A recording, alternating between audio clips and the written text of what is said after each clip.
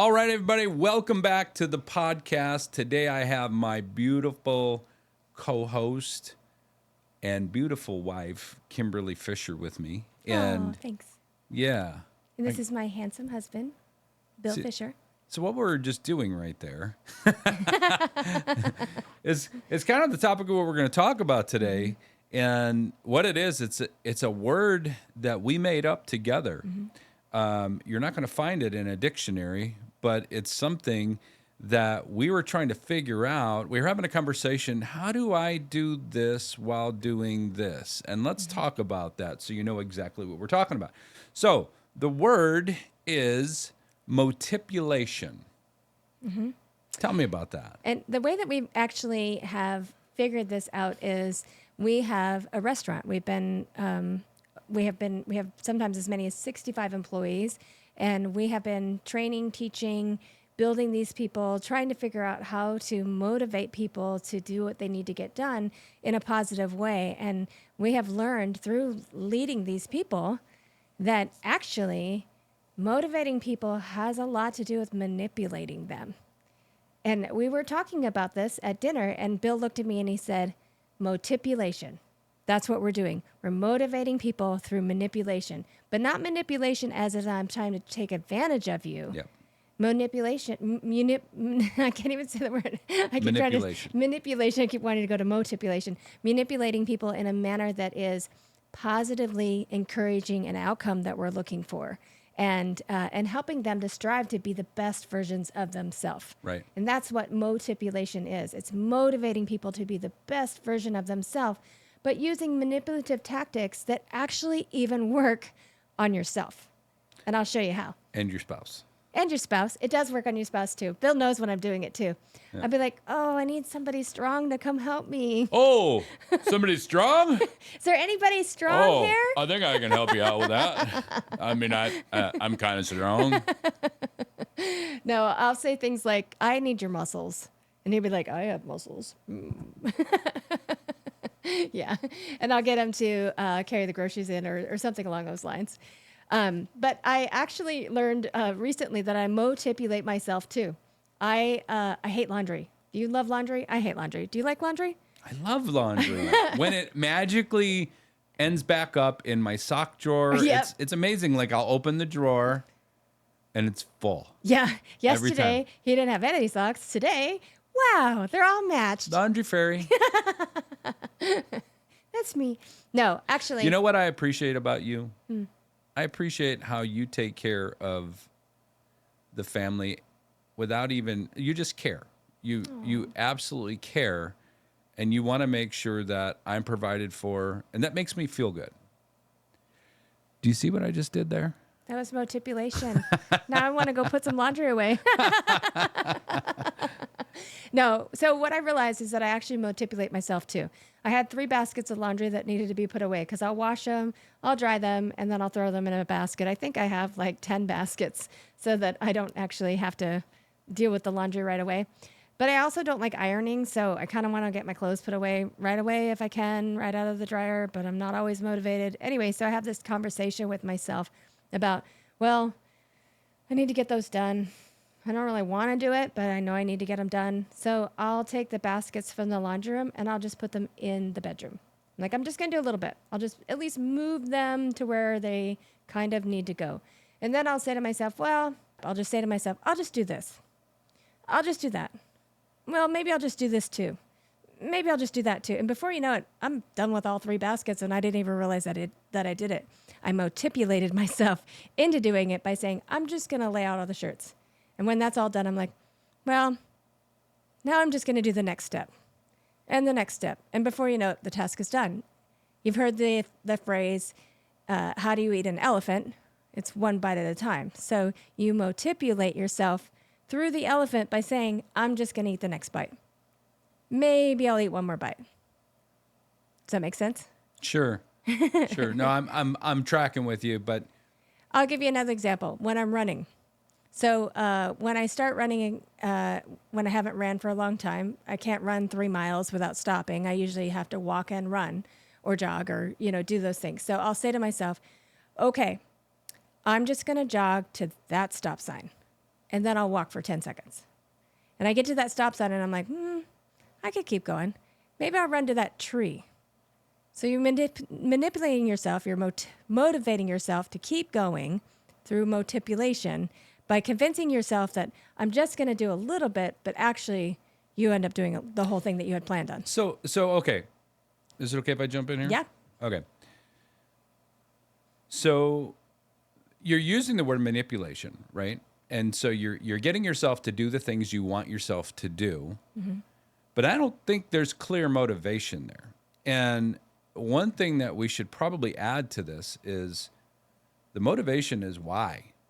If you can get somebody to understand why it's important, I think a lot more people would be willing to do the things you want them to do. Oh, absolutely. You have to. Well, we're just talking about me motivating myself and manipulating myself to get what I want done. But when you're talking about other people, sure. Right, but other let's people say need to you're have the bigger jogging. vision. You're jogging. What's the why? You have to continue to tell yourself why you're doing what you're doing, and why should I jog up to that next corner? Why is that important? Why do I need to get myself to go to that one extra step? No, I absolutely agree with that for sure. I automatically assume that I already know my why. What is it? Because my brain and me were kind of the same person, and I'm having my why for the laundry was I don't want to have wrinkled clothes. Because if I have wrinkled clothes, then the lazy me is going to throw them back in the dryer to get the wrinkles out because I don't like to iron. So my motivation for putting away the laundry is I don't want to have to work harder. I want to get it done so I don't have to work harder. But I really don't want to do the job. So I have to manipulate myself to get up and start doing the job. And it's funny because my brain knows what I'm doing. It's like when you smile, when you're sad. You're sad, so you put a smile on your face, and your brain starts making those happy the things in your brain. It starts producing those hormones that make you happy, those endorphins. Endorphins, yeah. Yeah, and you're like, brain, look, we had this conversation. You're part of the plan. Like the smile, that was us. We both did that. You know what's happening here. Your brain is so dumb. Well, okay, so Also smart. okay. So where I'm going with this is, as far as the motivation goes, is that there's got to be a reason why you're doing what you're doing, right? Not just because I should do this, but what is the reason behind it? Like, for example, I'm working out because, and the reason why I'm doing it. And so what I'm getting at is the vision. Sure. So we have to have a vision for what we're trying to accomplish in the first place. So if we're talking to employees, if we're talking to ourselves, we're talking to our spouses or friends, whatever the case, our kids, we're trying to get them to do. The vision is, hey, I want you to clean your room. That's the job, right? Jogging is the job. Right. But what's the vision? It's number one, because we want to keep a clean house and we don't want rats coming into the house and eating in your room and having a smorgasbord. But what's the vision for that? Is because I'm trying to teach you how to be a person who is, number one, a clean person, but somebody who is disciplined, and someone who can teach themselves how that this is a good thing. This is a positive thing. For sure. I agree. So, having the vision. So knowing where we're going, first of all. Yeah. No, I absolutely agree with the vision, though, because we're in a transition mode in our business where we are raising up leaders to run things in spaces where I was the only one running them. And it's really nice to see the leadership team start to have these aha moments of, now I understand why it was frustrating. Now I get why you had this heavy burden on you, because I'm understanding when everybody's not rowing in the same direction and people are kind of going rogue, we just do circles for a while, and it's really frustrating. So yeah, I'm 100% on the visioning. Some people, like, you're not going to get a 5-year-old to understand why the room has to be clean. You just have to motipulate them into doing the job that they're supposed to do. A 15-year-old, you also might not be able to get them to understand the vision. But when they're 20 and they're living on their own and they're thinking back about all the things that you've taught them. I just had this conversation with our oldest son where he said, I really appreciate it. And I kind of miss having the small responsibilities that I had back then. And I can't believe that I complained. Yeah. Yeah. I was like, yep, I know. So true. The days of working in the mailroom, how easy it was. Yeah. Yeah. His one chore that he had to do, which was unload the dishwasher, and it was the end of the world. Yeah. And how he wishes that's all he had to do anymore. Yeah. That's right. So anyway, that was the topic that I wanted to talk about as far as how to motipulate yourself. What do you think? What are some ways that you manipulate yourself that you didn't realize that you were doing? Think about when you first started, you decided. So tell us about what happened when you turned 50. For the last few years, for the last many years, I've been seriously out of shape, overweight, and just heading down the wrong path for living a long life. We went to see our doctor, Christine. We both have the same doctor, and she helped us with weight loss and different goals and setting ourselves up for success for different things in our lives and mainly our health. And one of the things she told me, she pulled out my file and she said, "Oh, this is interesting." As we were talking about it, she said, "Do you know that you have the Centurion gene?" And I was like, "I don't even know what that means." And she goes, "Oh, well, you know those people who live over 100 years old?" I was like, "Yeah." She said, "Well, they have a very specific gene. Not everybody can get there. And you have that gene." I was like, "Cool, I'm going to live to 100." And she said, "No." Said, "No, you have the ability to live to 100, but you can sabotage yourself and die early, or you can live to 100 and die in some seriously miserating pain." In a hospital bed for the In a last 10 years hospital of your bed, life. yeah. Yeah. And she said, "Or you could take care of yourself right now and you could live a very healthy, great life." And one of the things she said was, "Don't retire early because you're probably not going to have enough money to make it all the way to the end because you have the ability to live for a very long time." The average life expectancy of an adult American man, I believe, is 76 years old, if I'm not mistaken. So. Mm-hmm. And so that's an extra 24 years of income that I would have to come up with to live that long. Not only that, but another 24 years. I mean, you could see people in their 80s and 90s that make it that far. They're the majority of them.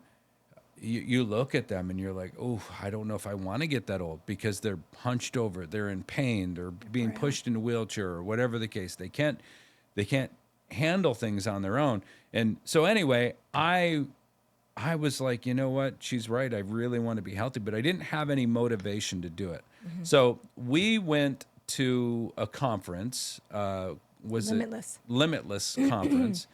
And we saw some really cool speakers. I mean, every single one of them are motivational speakers. And I think they had like 25 speakers that day. Oh my gosh, it was so many, yeah. Financial, health, whatever, brain, everything. And it was just like overload. But there was some really, really good speakers there. And one of them was Andy Elliott. And I knew of Andy Elliott because he was a sales trainer. And I never really paid much attention to him. I watched a couple of his videos and I was like, this guy's kind of a jerk. You know, He's a little abrasive. He's over the top abrasive. Like most people think he's an a-hole. Yeah. Right. And I kind of did too until that day. And here's why. The reason is because he came out on stage and he had this whole team and this entourage of all kinds of people that were just like these buff powerhouses. And even his kids came out that were buff. And they all worked showed out. Their stomach. They all had abs. And his rule is, if you don't have a six-pack, you will not work for me. Mm-hmm. And if you don't have a six-pack, you're going to get fired. Right? And I'm like, what a jerk. Yeah. What's that all about, right? What about all the people who just, that maybe their motivation in life is not just to work out and be muscle heads, right? And he was screaming and he was dropping the F-bomb about 1 million times and he's just making you feel like crap and make you feel like crap. And then he said, "Okay, here's the real deal." And he just kind of like took it down for a second. And that's when he started to speak to me. He said, "Nobody else is going to take care of you. Nobody else has the ability to make the decisions in your life, to make the change in your life, except for you. You're the only one who can do it. And so what he was trying to do is he was using different tactics, and he was using different manipulations to speak to different people. And some of them needed to be screamed at. Some of them needed to be sworn at. Some of them need to be told that you're not good enough unless. And because very specific people need to be spoken to in different ways. He didn't speak to me until he said, okay, here's the deal. Here's the real truth of the matter is, you are the only one who can make this happen.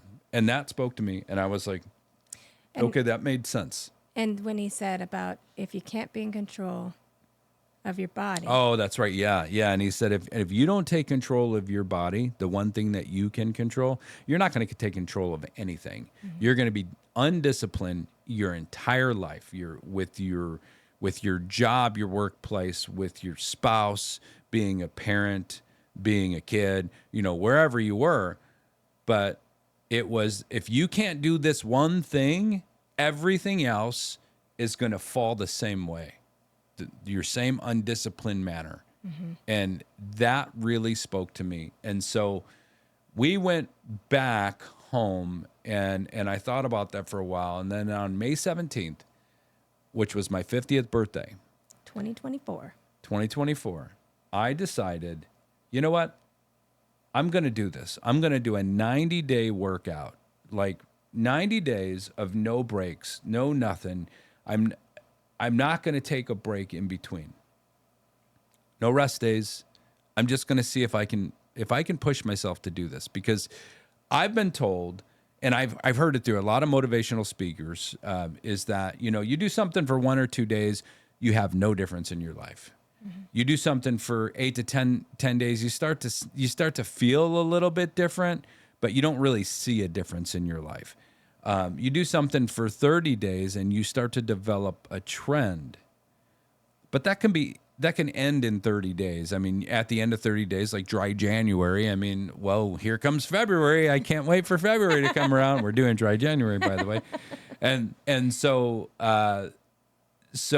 But if you do something for 60 to 90 days, you are a different person. And it is so true, because today, I believe I'm at like day 243 or 44 days in a row that I have not stopped working out every single day. I work out in some way, shape, or form. If I hurt my back, I'm working out my legs. If I pull a leg muscle, I'm working out upper body. If I don't feel like I can lift weights that day, or if I'm feeling under the weather or something like that, I'll go take a very long, brisk walk or hike or something like that. But I'm going to get it done every single day. And that to me was a huge change in my life, was that I challenged myself to do something. But first of all, I had a vision for it. And that's kind of what we were talking about in the beginning, is I had a vision that I want to have a change in my life. I want to take control. What Andy was saying is, I want to be disciplined in this so I can be disciplined in the rest of my life. And I made those changes, and I love it. Right now, I'm addicted to working out. Really, I am. I really enjoy it. It's something that I think I would be depressed if I missed a workout. Yeah. Today, I've already got it in my phone like twice, setting alarms. Don't forget to work out. Don't forget to work out. Yeah, because sometimes life gets in the way, right? How come you haven't worked out yet today? I had a Zoom early, 7 o'clock in the morning. Right. Yeah. Yeah. So what's the secret? Because I've started and stopped and started and stopped and started and stopped and started and I'm sure everybody can resonate. What's the secret to keeping going?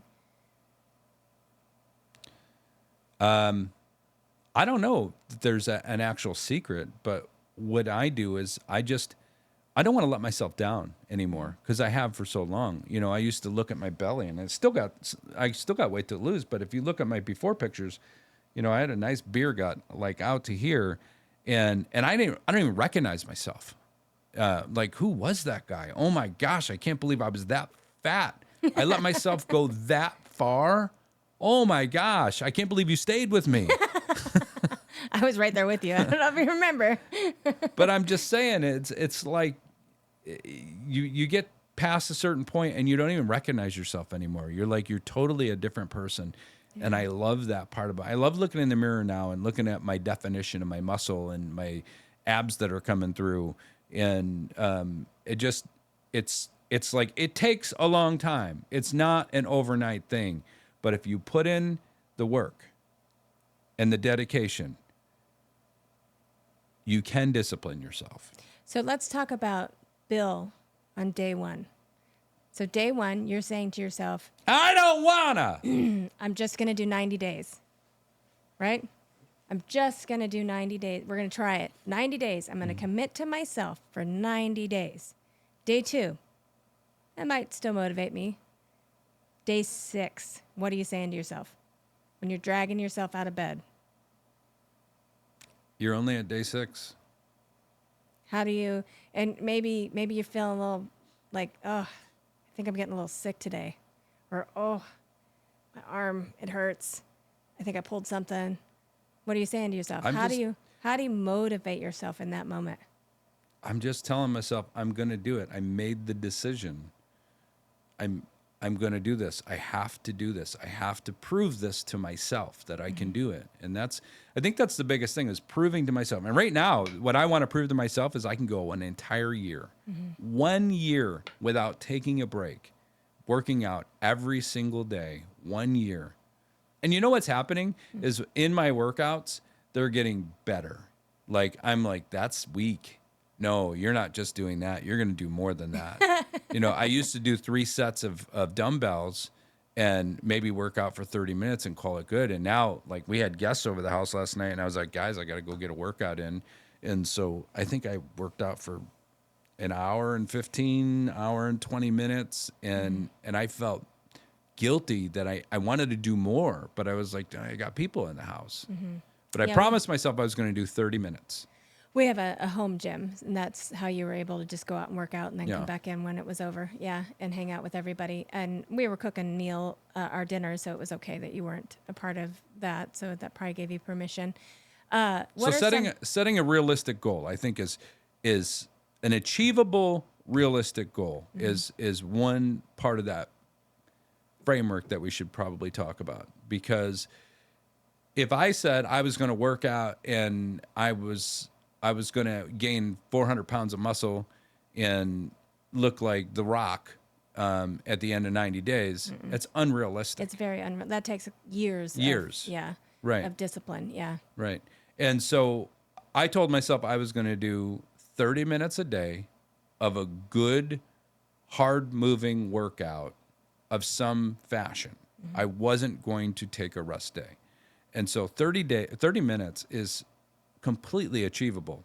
I mean, if you don't have 30 minutes that you could put together, do it 3 times for 10 minutes. Yeah. Somewhere throughout the day. You could do something during the day. You can do push-ups, sit-ups. You can do jumping jacks. You can go for a walk. Yeah. Set an alarm on your phone. Yeah. So, in your journey of being disciplined, what are some things that helped you stay motivated?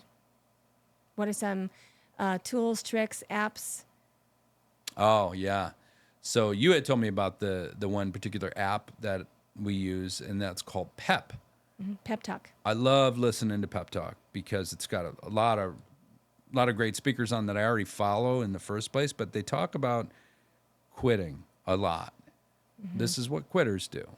But mainly what they talk about is if you want to win, if you want to be successful, you've got to push, and you've got to push past the pain. You've got to push past I'm tired. I'm sick. I got to catch a plane. How many times have I worked out? How many times have I gotten up at 2:00 in the morning because we had a 5:00 flight, and I came out and did a workout to make sure that I was going to get my workout, because I knew we were going to be traveling for 12 to 15 hours that day, and I wasn't going to be able to go to a gym. Or we got a membership at Planet Fitness, and because they have Planet Fitnesses everywhere, and so I know that I can go get a workout in somewhere. Even if it's raining outside. I can remember one time, I think we were on a cruise. We were having a great time. We were dancing and just sweating like crazy. And you looked at your watch and you're like, darn, too bad it's not past midnight, because it would count for tomorrow's workout. Yeah. Yep. Yeah. But he still got up in the morning and worked out. Yeah. Just because that discipline you have made. So I feel like what you're saying is that you had somebody inspire you. You had somebody that said something that finally stuck. And one of the things that I love to say is never discredit an experience, because you never know which one is going to be the one that finally turns everything on that you are meant to be.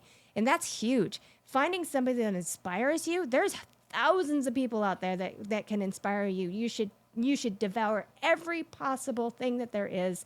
And Pep Talk just happens to be an app that congregates them all together, and it's great. And you could listen for days on of people that are just motivating you. I use it for when we cold plunge. I'll turn it on when I'm like, I don't wanna, and I hear them talking about doing hard things and how it's good for your brain and your Abdullah Magdicular, or whatever the part of your brain is. I know.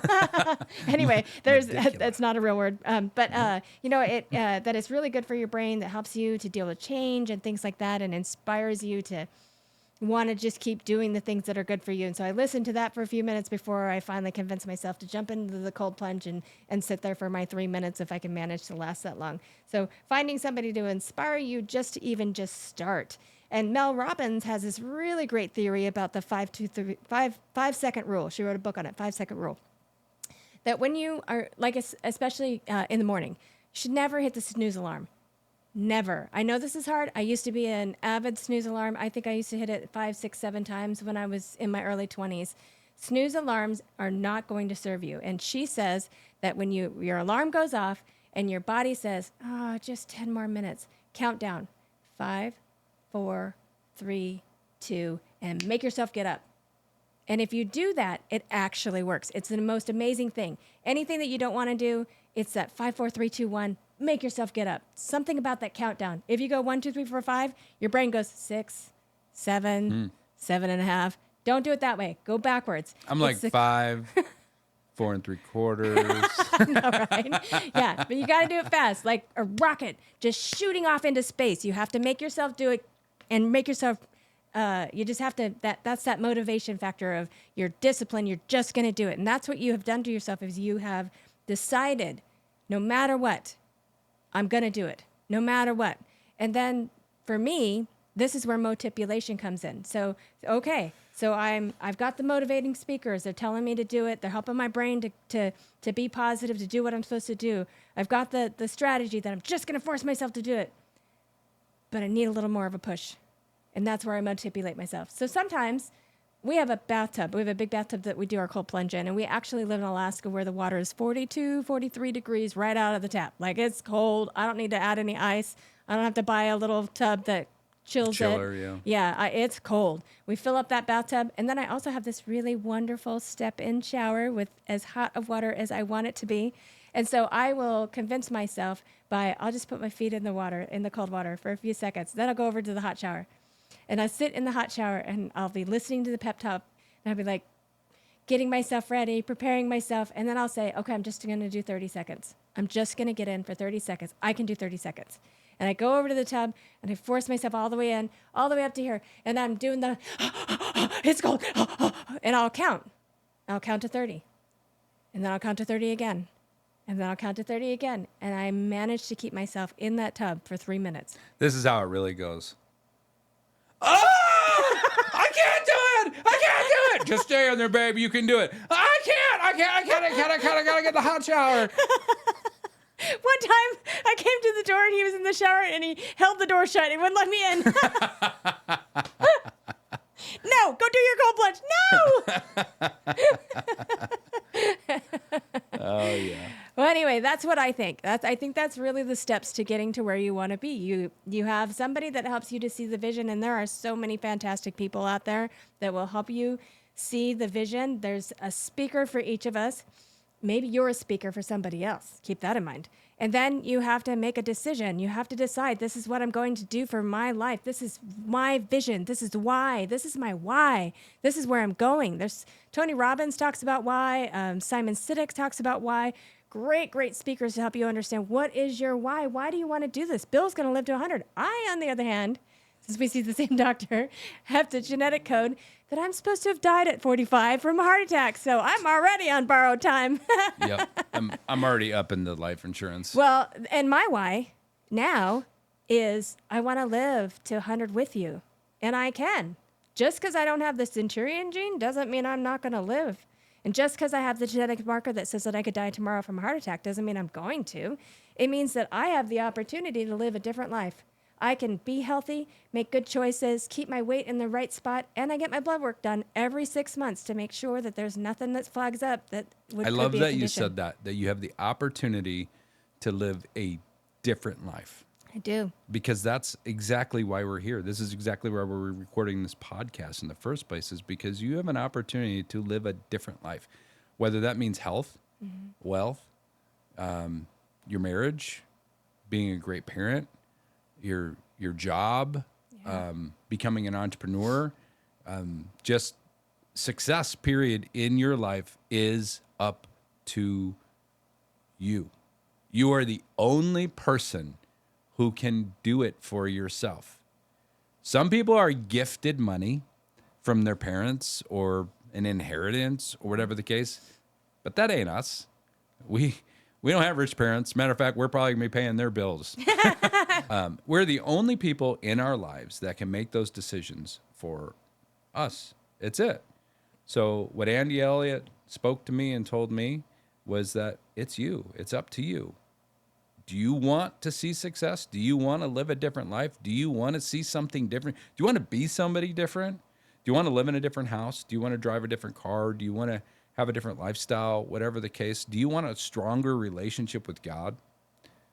These things aren't just gifts. You don't just get them. You have to do things. You have to work for things. You have to make sacrifices. And in order to do that, most people, they have to have a vision in the first place. So that's the one thing I want to leave people with today is that know your why, like you said, have a vision. But the last thing I want to say is to have a plan.